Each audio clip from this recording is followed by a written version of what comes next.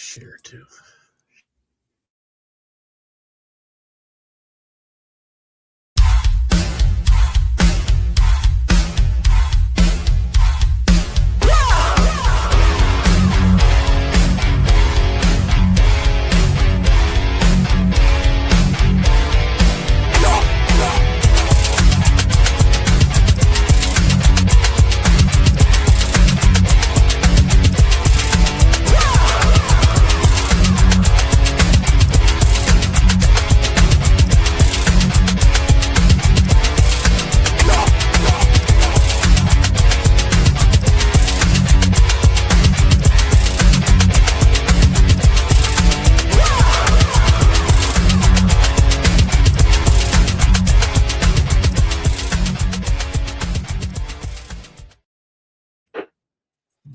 Good morning and welcome to the Sunday Morning Sports Podcast. I am BA along with Jack Hirsch and Keith Engel. I hope that you gentlemen are doing fine this Sunday morning. And good morning, Danny. As always, thank you for joining the show. And he's up early today. Bad news for me. Thank you for acknowledging our one viewer watching. Good. There you go. Thank you, hey, Brian. One viewer is a viewer. He's the one who commented that, Jack. That's all. There's right. Stop doing that, Jack. Anyway. Can I make a request? Danny? My standards are maybe a little too high. I don't know. Jack's going to hate this, the way I start the show. But for Danny's, because Danny and I have this running argument over ABS. So can you change the opening there? So there are all these exciting scenes and you put our pictures up, right? Can you change mine to an ABS challenge? That'd be the home run. Because that's exciting. We will definitely get into the ABS thing a little later here. But we're going to start off, of course, with March Madness. There was a couple great games yesterday for the Final Four to get into the Final Four. Illinois, Iowa, Arizona, and Purdue. Illinois beats Iowa 71-59 in a Big Ten outing. Man, Illinois is looking really good. They outscored the Hawkeyes 24-2 in the paint in the second half. They just took control of the game because Iowa's pretty much in this game. They had that slow pace that they usually have, so that's good. It slowed down Illy. Well, they got a great start, Iowa, and it looked like they were setting the tempo, but then, like as you mentioned, underneath. Eventually, Illinois wore them down. 16 offensive rebounds for Illinois, big key in this game, I think. And their defense has stepped up, too. I talked a lot about how great their offense, one of the best offenses efficiency-wise in the country. But the defense is what's really impressed me here, these last few games especially. And congratulations to Brad Underwood and the Illini. First time since 2005 in the Final Four. Great job. Yeah, the half-court game was the key with both the teams. Well, there's only 6 fast break points in between both of them in this whole game, and it was a really good game. In Iowa, before the half made that push, Illinois just came out and just said, you know what, I'm tired of this. We're taking this game. But yeah, it was a really good game. The only bad part about the game was the 11-minute delay for the horn malfunction, which if I was in that stadium, I don't know if I could have stayed. I would have had to leave. What's going on with the horn malfunctions in basketball? Pistons had one, the other. When you said great games, I was going to say something, but I decided to leave it alone. The outcomes were never seriously in doubt. You got the feeling if it was best 4 out of 7, not one and done the way the NCAA double tournament is. Illinois, there's an excellent chance they would have swept Iowa, won 4-1 at the very least, and the same the next game. We're going to be talking to with Arizona and Purdue. Well, both these teams were games until clearly won. It wasn't just that they played better.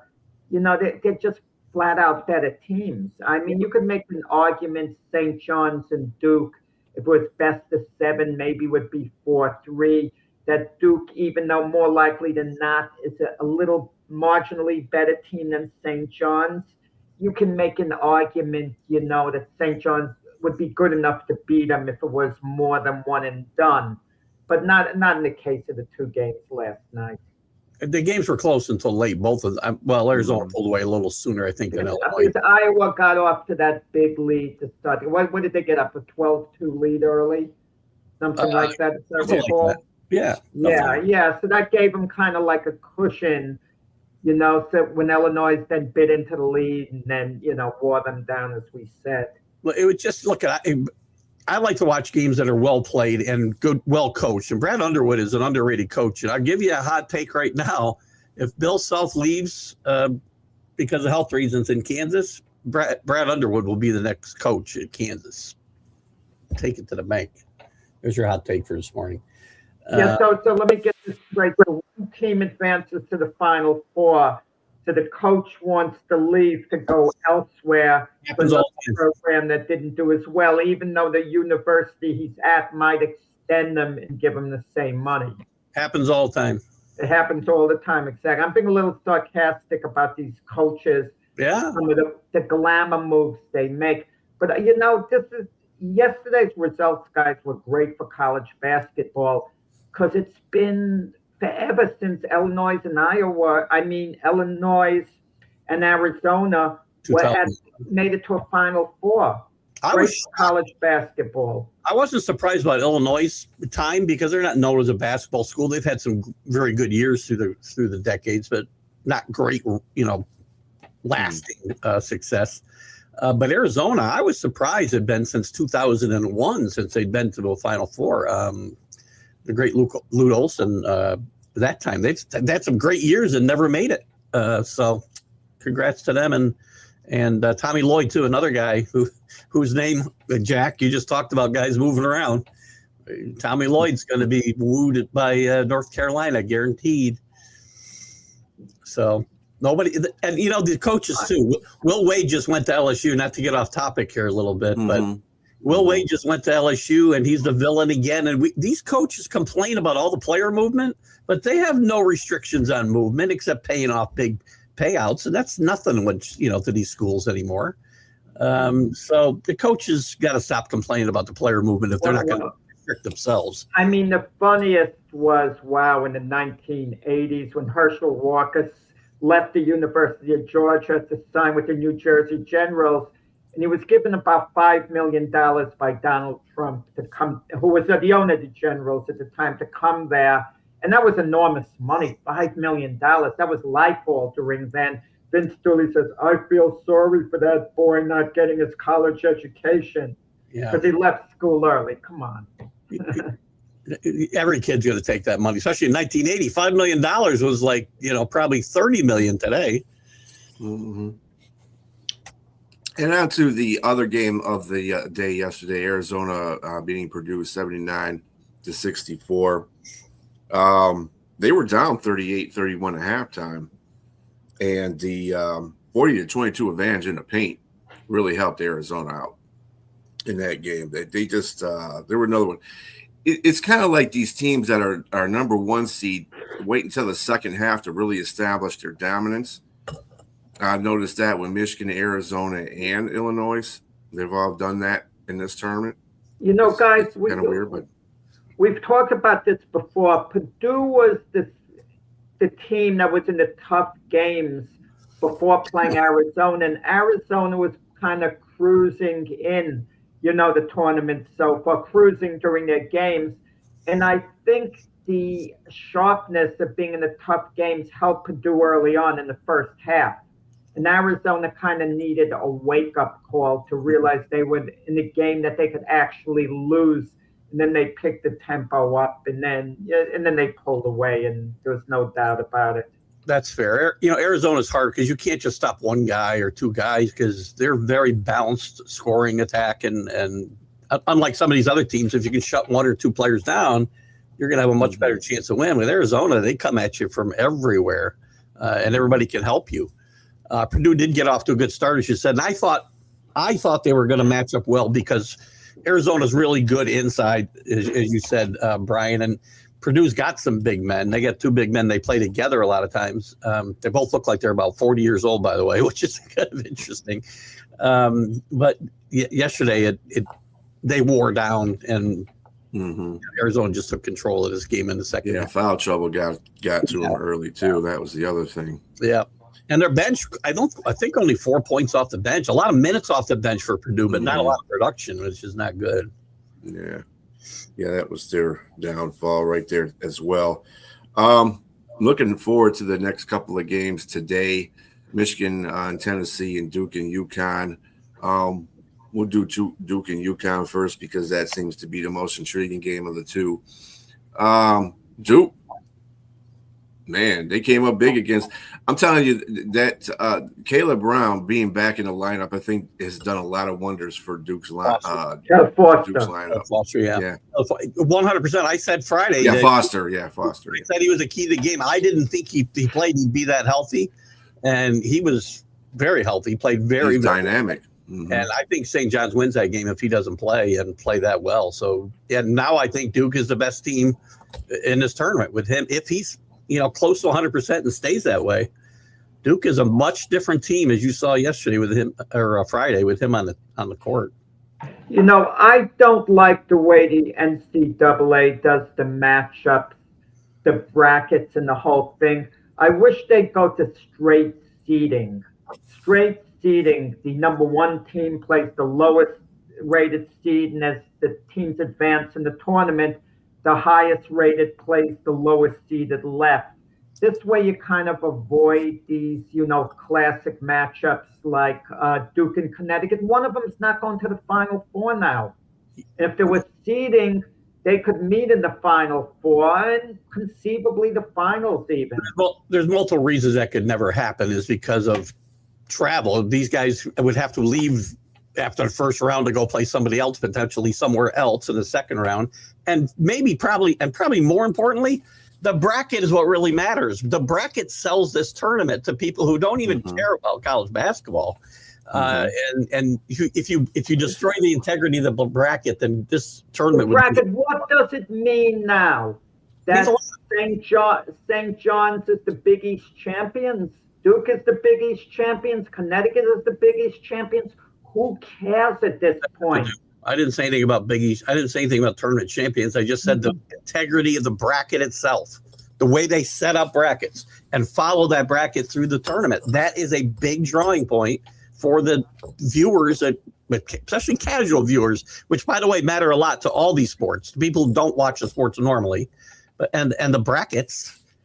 First of all, Jack, you're going to eventually run into this situation anyway. And you're running into the situation at the right time. Duke playing UConn is the perfect time to, for a Final Four bid. Yes. It's the best team. It's whoever's going to win out of that bracket. That's just how the NCAA guys set up. So, I mean, I think that they do try to do the best they can with matchups. The best they can with matchups. The best they can, as but they possibly can.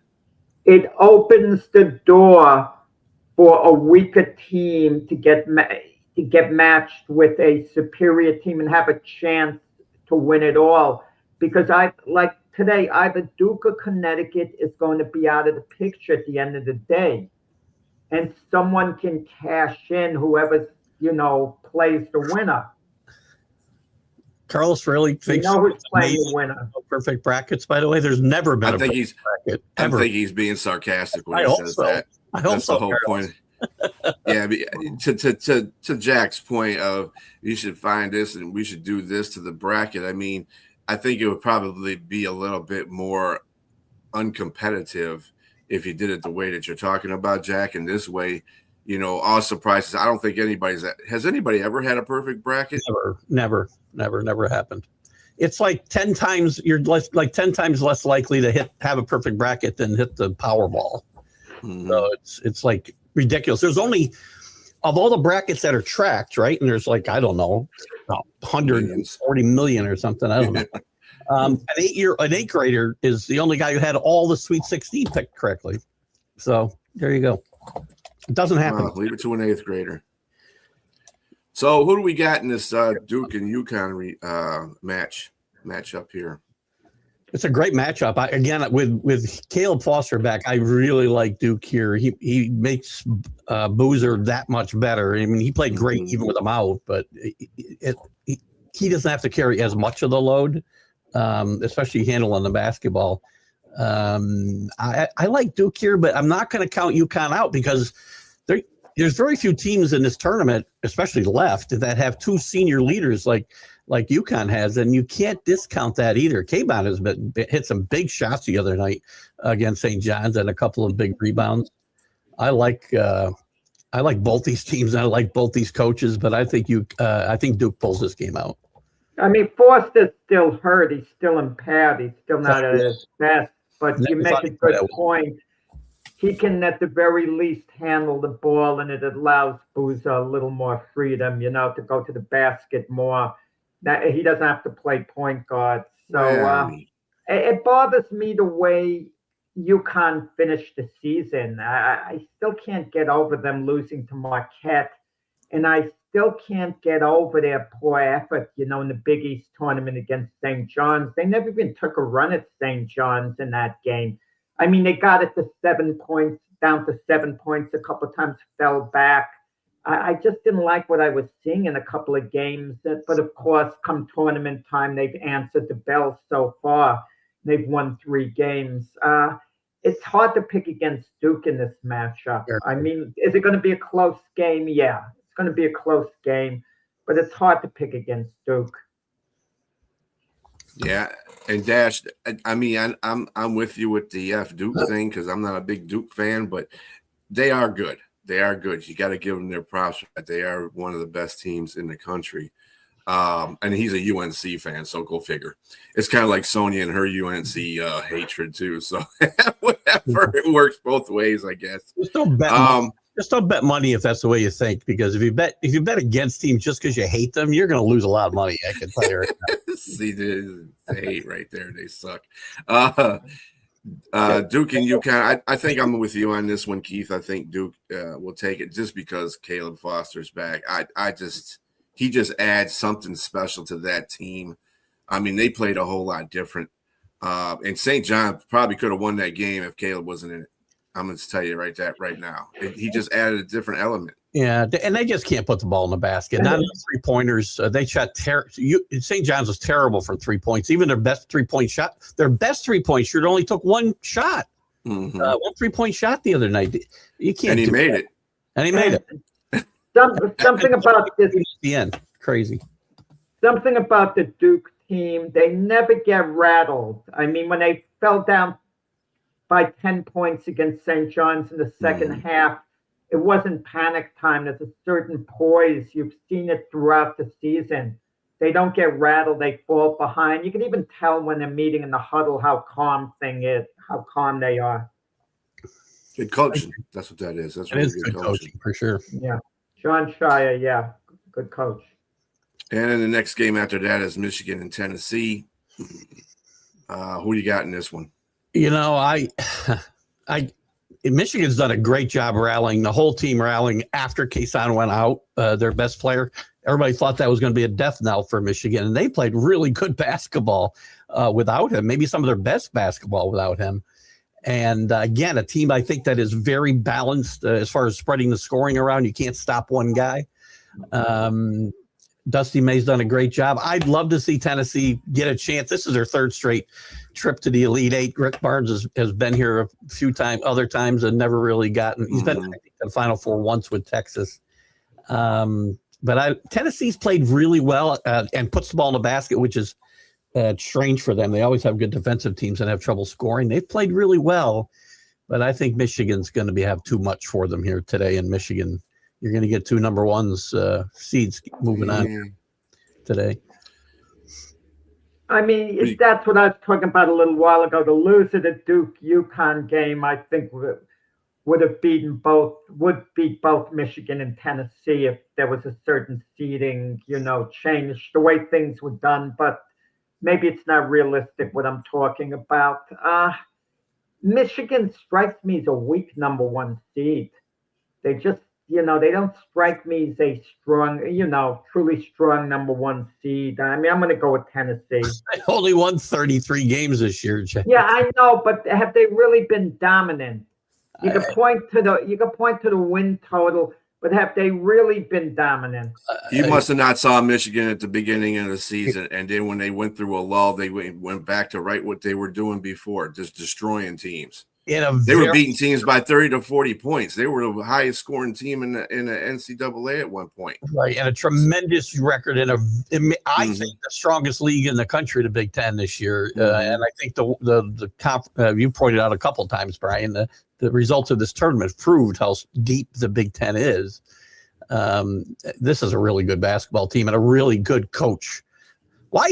There's a job I wouldn't be leaving if I'm Dusty May. Dusty May's name keeps coming up for jobs other than North Carolina, maybe a consider because of history, or even Kansas. But there's other jobs I've seen Dusty May's name come up for that. I'm like, why would you leave Michigan for that? Wait.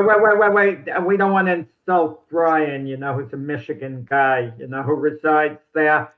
But I didn't. Geography is appealing to these coaches and their families to pick up sometimes and live elsewhere. I mean, no one ever factors that in. I mean, we're just talking about the university itself and the amount of money they're getting paid. If they could get similar money to live in a warmer climate place, for example, a different type city that families near, etc., that makes all the difference a lot of the time. Resources are all that matter to these guys today. If I got money to spend in the NIL and you're going to support the program, he's probably going to go to the better one there. Weather, nobody cares about weather. You can spend the off season in the weather. Right. You can transfer and move to, be in a warm weather situation, playing for a cold weather, coaching a cold weather team too. It's whatever. I mean, it'd be nice if he stays. That would be great. I like he's a really good coach, by the way. And Dash, I hope Dash does subscribe, but we need to explain to Dash that every team you hate doesn't suck. I don't like a lot of teams. They don't all suck, though. Listen, I mean, really years ago after the Yankees had won 4 out of 5 World Series, I went to a game at Citi Field, a Met game, but I have on my Yankee thing, and someone just remarked to me, the Yankees suck. And I'm thinking they won 4 out of the last 5 years. They won 4 World Series. Right? I mean, this is what you're listening to. I get you. You can hate them, but you got to respect the wins and the victories and now stuff. Now I wear my jet jacket and they say it, I actually nod my head. So we don't get into no argument. Now, I would ask Dash to put his teams up, though. People do that, and then they don't tell us who they like. He likes UNC. He did put up UNC. Oh, he did put it up there? Okay. Yeah, he put it up there. So, to be fair. All right. So, we'll move on from the NCAA. Oh, by the way, just to let you know that when did NCAA lose, by the way? UNC lost the first round, didn't they?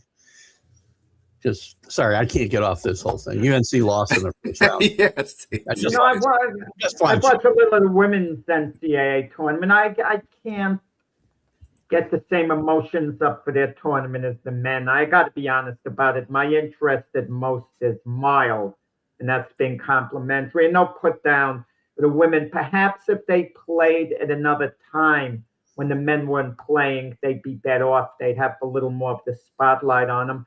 But how do you go against the men, even though the game's on the same time? People just aren't into it. The part of that's a big part of the reason. I think you're right, Jack, is the timing. They do move. They will now play the rest of their games not up against NCAA the men's games. Like the Elite Eight, I think, is played during the week this week. But another factor, I think that tournament's way too predictable. It's South Carolina is going to play UConn in the semifinals. We know that. There's very little. You watch these early round games, and they're all 50, 40-point games, and it's way too predictable. Keith, Syracuse. I forgot who they were playing, so I don't want to say. But I tuned into the game while it's at progress, and the score's 55-8.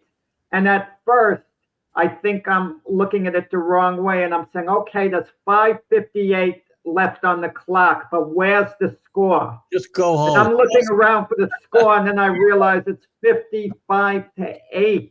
That's criminal. And the coaches, criminal to have a game like that. The coaches, they played UConn that day. That was UConn, and the coach was bitching after the game that she had to go play in Storrs, Connecticut, or in Connecticut someplace. Stop. Your team's getting beat by 50. I don't care where you're playing. You're not winning the game. So. Has there ever been a mercy rule in basketball? Is there such a thing in the books that I'm not aware of?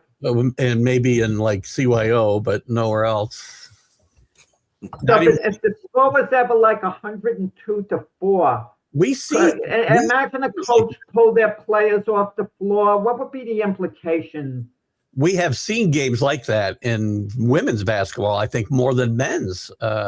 Some ridiculous scores like that. And, Mm-hmm. Yeah, I agree. Less parity. South Carolina, I mean, they started out the tournament blowing out the team that they played by 70-something points. Yeah. They had 107 and 34 or something like that. I was like, wow, okay. I'm a little surprised they set up these brackets so that South Carolina and Duke would meet in the semis and not in the finals, because they're the best two teams in the country. UCLA's really good, don't get me wrong. Duke's really good. They play in the Elite Eight, I think. But South Carolina and Connecticut are the best two teams by far, I think. Well, I mean, these are the games that are going on that will be played today. You got UConn going against Notre Dame, UCLA versus Duke. On Monday, South Carolina will be playing TCU, and on Monday, Michigan and Texas will be playing. So it's going to be. I mean, I'm kind of like you, Jack. I don't really follow women's college basketball like that. The only time I really follow it is like when it gets down to like the Elite Eight, Final Four, because that's when the teams that are most matter are in it. That's when you get to see the good games. Although LSU did get eliminated by Duke, so that's part of it. That's one of the surprises in the tournament. I got bashed a lot a couple of years ago when the NCAA women's tournament was doing really well in the ratings. They had packed stadiums because Caitlin Clark was playing, and she was a national phenom, right? And it was a national story. And I said, I'm sorry, once she goes away, so are those viewers. And that's what's happened here. I got chastised for it because I hate women, apparently. I mean, I can't believe some of the things that people would say to me, but whatever. And that's what's happened, though. There's just not the same. You don't have stories. Nobody knows who's playing. Caitlin Clark's gone. Who's the best player in the country on the women's side? I don't know. People who follow it, I'm sure do, but everybody knew Caitlin Clark, and that's why that one tournament was an aberration. And they did draw. Some of those games had better ratings than the men's games, but she played in all of them. Pat Summitt passed away a while ago, so why? Yeah, a while ago, yeah. Well, it's a Tennessee thing, yeah. I guess I don't know. By the way, at the bottom there, if you got your book handy there, Jack, make sure that you go ahead and get his book there. Yeah, quick plug my new book out, Michael Jinx Spinks. You get it on the websites, Amazon and Barnes & Noble. Eventually, we'll make its way into the bookstores. But for now, you have to order it online, Amazon, Barnes & Noble. I'm going to say, I could say it's a great book, but I'd be biased. I am almost done. I'll be done with this book today, and it is a very, very, very, very good book, Jack. Well done. I took it the wrong way before. When you said you were done with it, I thought in another way. Yes, fashion. Well, I understand now. My apologies. This got to be the comedy hero in this. If I read a book, I don't see my name in the acknowledgments. I stop reading it. No, it's a great book, Jack. You did a great job in all seriousness. Yeah, you sure did. All right, moving on to some baseball. It looks like the Yankees are starting off good. They're 3-0, and that's a good thing for them. Getting off rearing to this. And what about your Mets there, Jack? Well, no, I'm not a Mets fan. I'm a Yankee fan. But let me tell you but something you follow the Mets. Yankees beating the Giants in 3 straight, and the Giants only scoring 1 run in 3 games. Keith Engel was exposed. He was completely exposed because we do have predictions before the year. Keith Engel saying he's looking for big things for the Giants because they hired a college coach to be their manager. And he thought that was the greatest thing, hiring someone out of college. You know, Keith should know that from the NFL. It usually doesn't work out. These college hotshots who come to the NFL usually don't work out. So why should they work out in baseball? Even the great Nick Saban, okay? Pat Murphy was a college coach for 14 years. He did a pretty good job in Milwaukee. Didn't come straight there. He's been in the majors for a while, in all fairness. But I just have one question in rebuttal to that. Remind me how many games they play in Major League Baseball. Well, 162. Carlos, I'm going to get Mike Spinks to sign some books, and then maybe you get in touch with me in a couple of weeks, and I'll try to work something out where we could get, you can mail me the book, and I could mail it back or something like that. So again, listen, the Giants or whatever, the Yankees hot start, the Giants slow start, Pirates slow, whoever. It's 162 games. If the Giants played these 3 games in middle of July and they scored 3 runs over 3 games, nobody would have even noticed. But you notice it because it's the first 3 games of the season. So let's just relax. Yeah, it is. Yeah, you got 162 to go. I mean, good for the Yankees. We don't need these. Listen, people can private message me, Brian. We don't need it. We don't need a dialogue going on. Okay. No, we still got 30 minutes left, Jack. We can. Yeah. No, I mean a dialogue. With my book. With the written things. We can set up all these. Thank you, Brian. Hey, he's a fan, Jack. Let your fans be known. Anyway, yeah. So one of the big things about the where are we at here? Okay. Hold on just a moment here. One of the things that were umpire Buckner gets 6 calls overturning the ABS in a Red Sox-Reds game. So I guess Garcia was right about that whole situation, saying that it's going to embarrass the umps, and he got embarrassed in that game. That's for sure. 6 of them overturned. You don't want to be embarrassed, but I'll say this: Aaron Judge, the second game of the season, he appealed a strike call, and it was overturned. It was barely. But if you see the pitch, you can understand why the umpire called it a strike. But it was considered low by the littlest of margins, and he hits a home run right after that same at bat. And you're going to here's what you're going to hear on those types of pitches. A pitch is off the strike zone by 1/100th of an inch, and they're going to say, what a great eye Judge has, or whoever has. And all he did was guess right. That's all he did. So I'm not overcoming egregious, really bad whatever plays. I get it, but this thing is. Again, the umpires brought this on themselves. Garcia worried about being embarrassed is because these guys have done such a bad job, and that's why this is here. But there are consequences. But it gets them off the hook, and no one could be mad at the umpires. The call gets overturned, so what's the big deal? What's the big deal? I'll tell you what the big deal is. And I brought this up to Danny last night, and he thinks it's no big deal. Game 7 of the World Series, it's a 1-run game. The bases are loaded. There's 2 outs, 3-2 strike in the bottom of the 9th. And the guy punches a guy out. We can't celebrate because we got a challenge left, and we got to watch a cartoon movie on the big screen to see how the World Series ends. That's exciting. Danny thinks that's it'll be exciting. It will be exciting in the sense that everyone is waiting for the decision on the review. How is that exciting? When in the past, strike 3, boom, everybody runs, jumps on each other. We can't do that now because we have to wait for this. I have a feeling in baseball, awful. Keith, I think you complained when security wouldn't allow the fans to run on the field after the team wins the World Series. No, that's not true. Tear the field up, and the players' safety is at stake. Get the call correct at all. I get it. I want the calls to be correct too.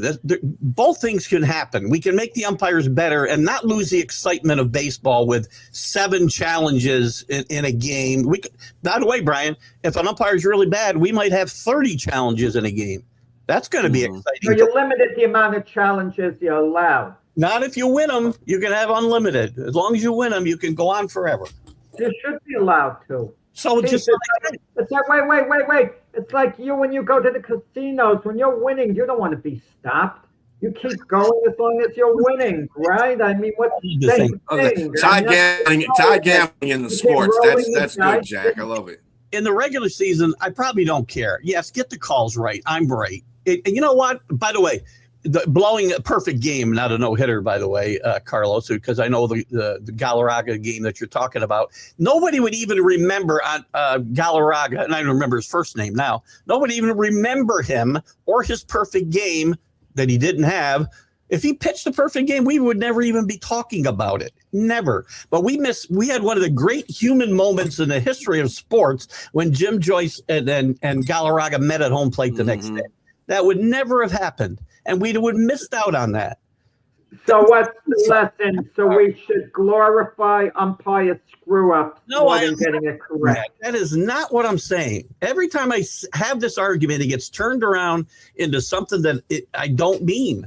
I mean, you're taking away the immediate excitement in baseball and also great human moments like that one with Galarraga. You get that in all sports now. You get that in the NFL. They're going to the replay. Yeah, but you don't have like baseball and football. You can't compare like games. Again, I'm talking about the extreme example of Game 7 of the World Series. If it ends on an overturned ball or strike call, that's not anticlimactic.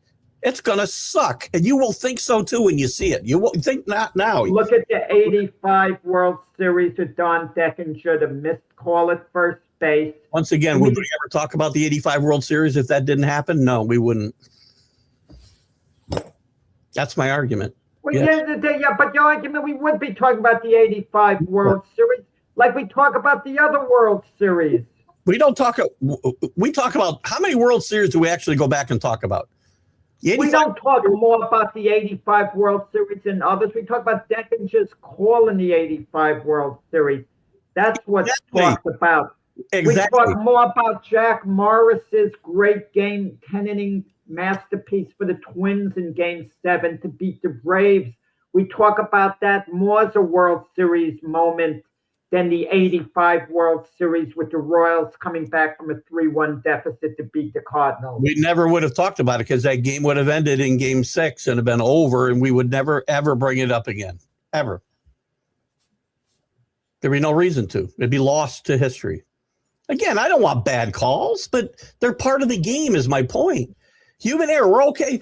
When do we move this to the players? When do we move it to the players and say errors in baseball are unacceptable and we need to do something? Let's put AI out there. Let's build our own players.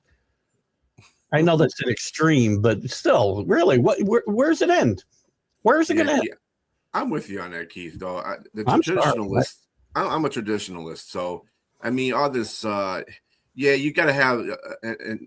I know everybody wants to get calls right, and they love blaming the refs when they don't get it right or whatever the case may be. But to me, that's the part of the game. That makes the game more human. You're sitting up here trying to get all these calls and strikes on a computer because and everybody's challenging it because they don't feel that it was a ball or a strike. It's just making the game last longer, which you don't need. And Jack, you are a big proponent of that, making the games last longer, and it's ridiculous to me. I don't really have an opinion either.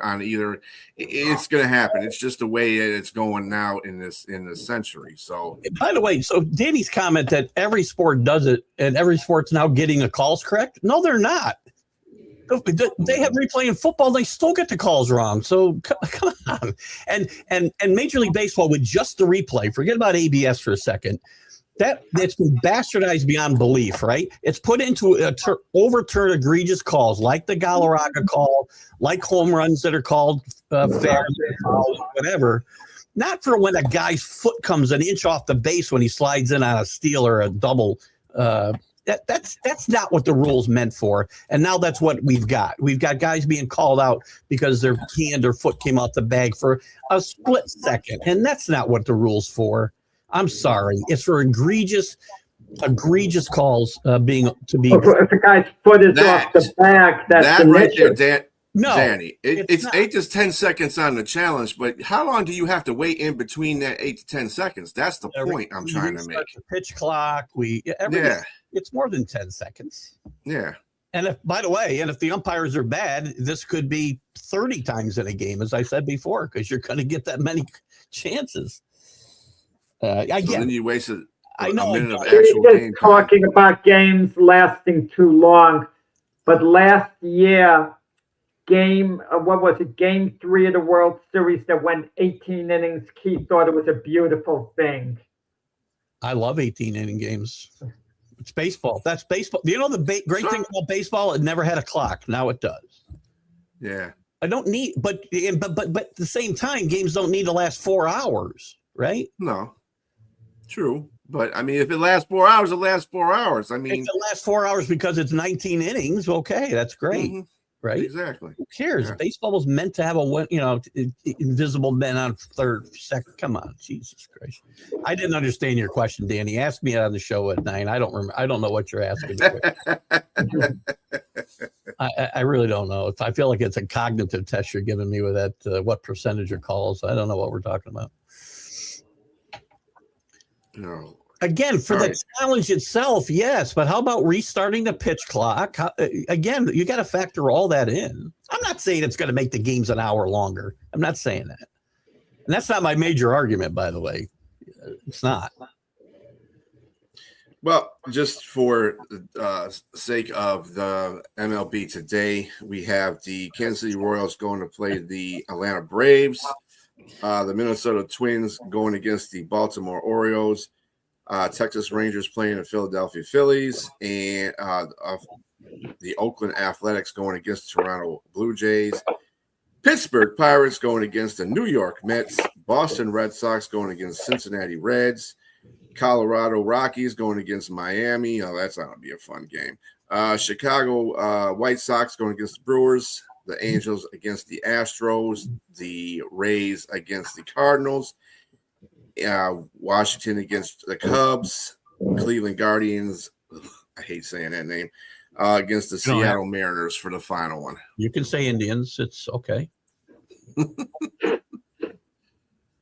Blame tennis. For some of us. Yeah, I say that. Blame tennis. That's a good one, Dave. Yeah, I like that one.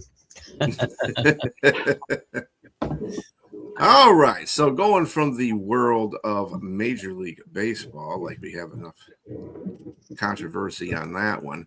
Oh, God. Another Major League Baseball. Why are anybody off on a Sunday? Come on. Yeah. I don't like that either. Crazy. Enough is going on with the NCAA tournament. It's early in the year. The weather's chilly in some places. So it's okay. The players have a tough grind all season long. They get a rare Sunday off. Let them enjoy it. All right. Switching over to the NBA. Luka got suspended one game after receiving a 16th tech. He won't be playing against the Wizards on Monday. Ooh. That's a huge for the Lakers. Right. It's a huge relief for the Wizards. I don't know. But anyway, so it's a little, to Jack's point, it probably isn't the greatest news for the NBA as far as newsworthy things, but it is there. So, are they playing at Washington? If they're playing at Washington, it's a bad thing for the league because the people who got tickets for that game, I'm sure, they got it to see Luke and LeBron. Thankfully, at least LeBron is there. But I know the feeling when I get tickets for a game to see a particular player and I look forward to it, and that player's not playing. Let's say the Jets are playing the Kansas City Chiefs. I want to see Patrick Mahomes. I want to beat him, but I want to see him play. And if Patrick Mahomes isn't playing, and I didn't mean to set myself up like this, but Justin Fields is starting for the Chiefs, who's now their backup. I kind of feel deprived. Especially when he beats it. Don't get 16 text in. Especially when How he about beats that? it. Yeah, but suspend them for one game in LA because the fans can see him on a regular basis there. When is he going to make his way back to Washington again? Are they playing in Washington? I'm saying if they're playing there, I'm not sure. When's I that? know with Kobe Bryant, I remember when he was suspended a game, they suspended him for the game at Madison Square Garden. And even Kobe was disappointed. He was saying, I look forward to playing at the Garden. It's always I circle it in my calendar. It's a big thing to me. And he was suspended, but you were hurting more than Kobe, the league there. You were hurting the fans coming to the Garden. This suspension only helps to manage the load management schedule. But where were they playing? Were they playing at Washington? They're playing at the Staples. So they're playing in. Okay, then it's okay. Then it's not bad. I thought if they were playing in Washington, Jack approves. No, but that's the way to do it. If you're suspending someone for one game, a star player, be short, in his home city. You're not depriving, the fans elsewhere who could very rarely see him play. So you care about that, but not the Sunday baseball being off when people work all week and they want to go to a game on Sunday. You're okay with that, but this bothers you. That would bother you if Luka didn't play in Washington. No, for the fans in Washington, a lot of them got tickets looking forward to seeing Luka play. It's that way with any star player. Look, if the Houston Rockets are playing the Nets, the fans in Brooklyn who got tickets for that game would be looking forward to a return of Kevin Durant, for example. I understand your argument. I'm just saying, why isn't it applied to Major League Baseball fans who are deprived of Sunday baseball? You don't care about that. You're not deprived. There's enough games on Sunday, Keith. Come on. Not if There's enough games you could tune to. What if it's the only game I can go to because I got to work 6 days a week? I mean, come on. You don't. Keith, come on. In this weather, you could go to games any Sunday all year long. So it's the beginning of the dawn Sunday in March. How many people feel deprived because they have to miss a baseball game in March? Come on, give me a break. So you're okay when they don't play on the 4th of July and those days too? They do. There's enough going on the 4th of July. Every team doesn't play on the 4th of July anymore. I'm sorry, I got way off track here. I'm sorry. You're good. You're good. I'm like a dog with a bone when I get something. I'm sorry. No, Carlos, that won't affect his MVP run because it's not an injury. It's not a game missing to injury. It's a game missing to his. I would hope one game wouldn't affect the guy, in the NBA guy's MVP chances. Is Luka really the MVP? I mean, he deserves consideration. I get that, and I'm not saying he necessarily not, but does he really deserve it more than SGA? Does he deserve it more than Wemby? I mean, Wemby's more of a defensive MVP. I think Wemby. Does he deserve it more than Jaylen Brown, who, when Tatum was out, did a remarkable job at carrying the Celtics, above expectations?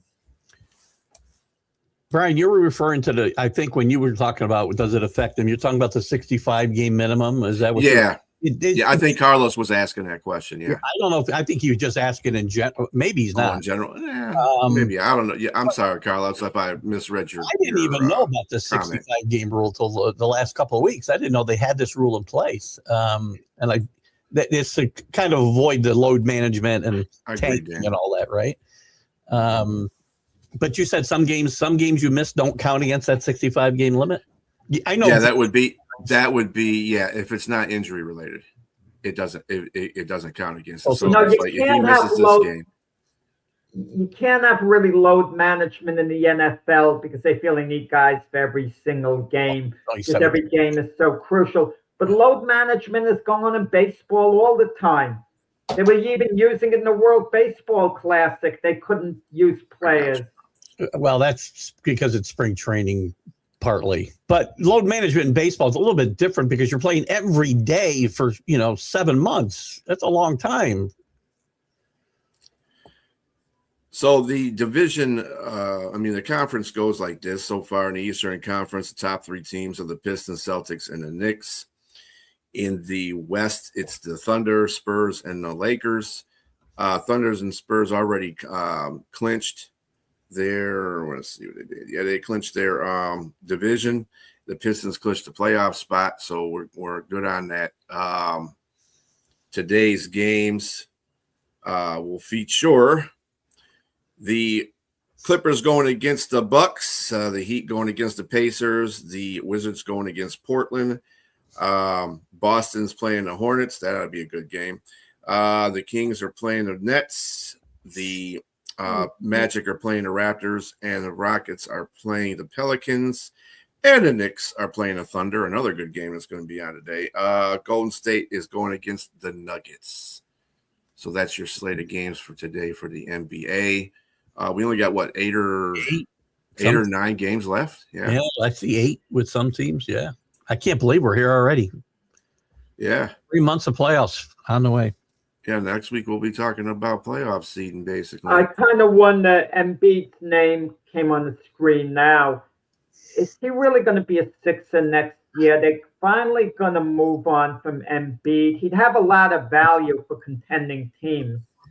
But would the Sixers truly shake things up and make a mega deal where they include Maxey and Embiid for, I don't know, whatever combination of players? But let's say the Timberwolves are a big disappointment in the playoffs, but they're not going to part with Anthony Edwards no matter what because he's box office. But would Gobert and Randall, for example, go to the Sixers in exchange for Embiid and maybe Edgecombe?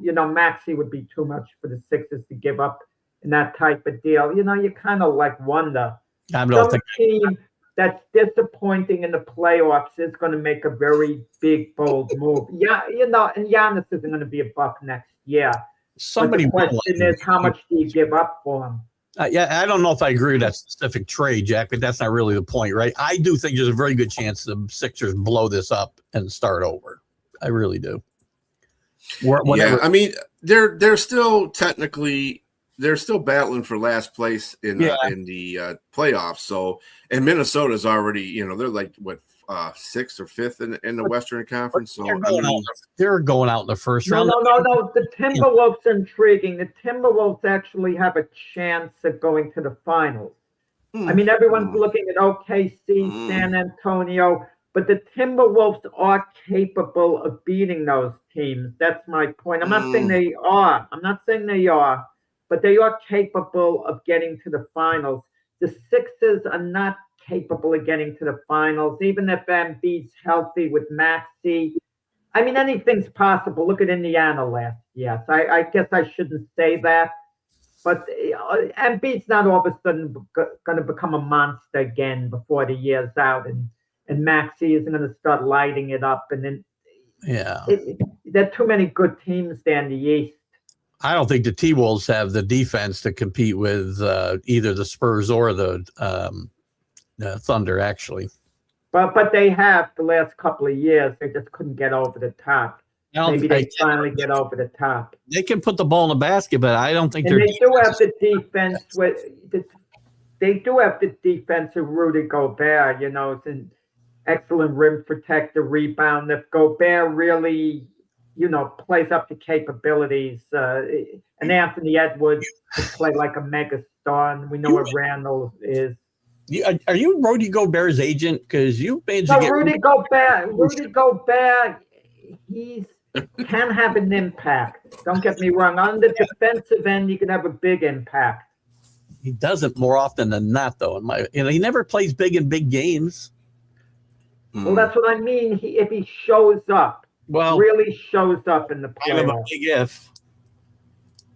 Yeah, I agree with that, Rick. There you go. So, just to wrap up this show and just to put something out there, I know you guys been seeing this all week. Well, since it happened. Tiger Woods. Dude should not have a vehicle. He's had 4 accidents in the last 20 years. I don't know what's going on with this guy. And then all of them are basic related to him having some kind of drugs in his system, and it would be anxiety drugs or whatever the case may be. He takes them with other drugs, and then he gets all. Why are you driving, dude? I mean, if you're doing all this, why are you driving? I don't understand what Tiger Woods' mindset here is. And the conversation turns to we're worried about the Masters and his Ryder Cup captaincy and all this. Forget about all that stuff. This guy needs somebody to step into his life and say, dude, you need to take a look and get some help because it's easy to get him the help. Just take away his license for 5 to 10 years that he's not allowed to drive. I mean, we had a similar case. There's this boxer, former light heavyweight champion Bobby Ches. He had 4 DUIs. 4. After he had the 4th one, the judge didn't put him in jail, anything like that. He took away his driver's license for 20 years. Now, that's brutal when you're used to driving. If you're not used to driving, that's one thing. But for those of us who drive, and all of a sudden you're not allowed to drive. Could you imagine Tiger Woods wants to leave his home and he can't drive? He's got to get an Uber or his chauffeur, whatever. It might not sound so bad, but believe me, you want to get behind the wheel of the car and go places. Make him go into rehab and take away his license for 5 to 10 years at this point. Then if he drives a vehicle when his license is taken away, then it's the next step. Then unfortunately you have to really come down on them super hard. Well, what about now, Jack? You know, if you or I got 2 DUIs here in New York State, you'd be going to jail, and so would I. Mm-hmm. That's the law. You know, they don't. In Florida. Well, I don't know what the laws are there, but you know. Yeah, well, I'm saying you don't want Tiger Woods to actually be in jail. Take his license away. Then if he drives, you got to put him in jail if he disregards a court order like that. But just take the darn license away. That gets the point. That would be brutal for him not to be able to drive. There's too many, and Rick had a great point. I see too many enablers and too many excuse makers out there for Tiger Woods. I'm not saying you're making excuses, Jack. You're trying to come up with a yeah, solution. I don't want a guy in jail actually. Yeah. I don't know that I want him to go to jail, but he needs to get some help because he's going to kill somebody. And the cops been lucky 4 times. If somebody was coming the other way this time, this could be a much different story. Mm-hmm. Yeah. I mean, 2017 was his worst accident, and that was him and he walked away with a messed up leg. That's the reason why he's having so many physical issues on the golf course. Yeah, he's lucky he wasn't killed that time. Right. Yeah, I don't understand what's going on with Tiger, but he's got to get that stuff right. Him and vehicles do not mix, obviously. Probably. That's the sad part. Yeah.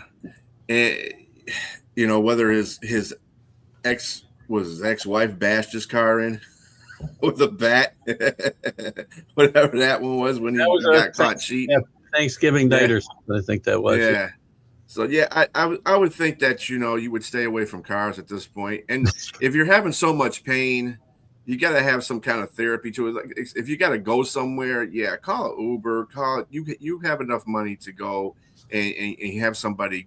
I know it's taking away your independence, but your independence is already gone if you're taking these drugs to enhance, get the pain away from you. So I don't know what Tiger Woods is doing, but hopefully he gets better and we don't have to hear about another accident where somebody is fatally involved in it. And that would be the worst. I agree. But anyway, gentlemen, on that note, it's been great talking with you guys about this, other things going on. Watch the NCAA finals or the last of the Elite 8 so we can just see who the Final Four is. Duke versus UConn, Michigan versus Tennessee.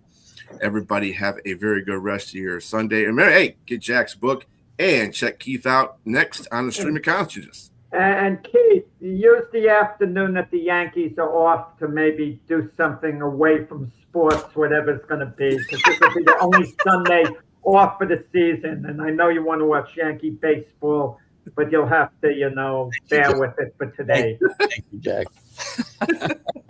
On that note, have a great day.